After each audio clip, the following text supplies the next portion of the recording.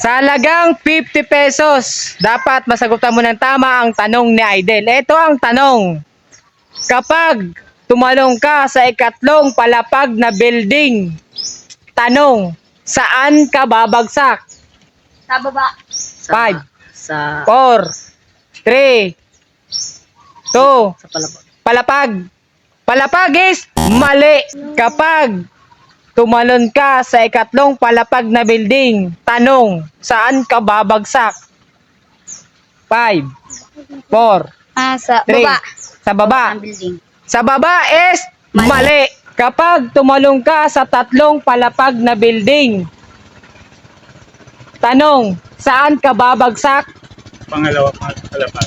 Pangalawang palapag is mali. Pag tumalon ka sa tatlong palapag na building, tanong, saan ka babagsak? 5, 4, pangapat is mali. Kapag tumalon ka sa ikatlong palapag na building, tanong, saan ka babagsak? Sagihan. Sagihan.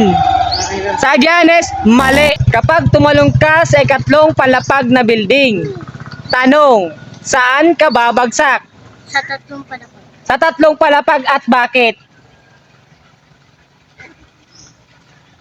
Bakit? Kasi ginagaya mo na ako yung nagloko.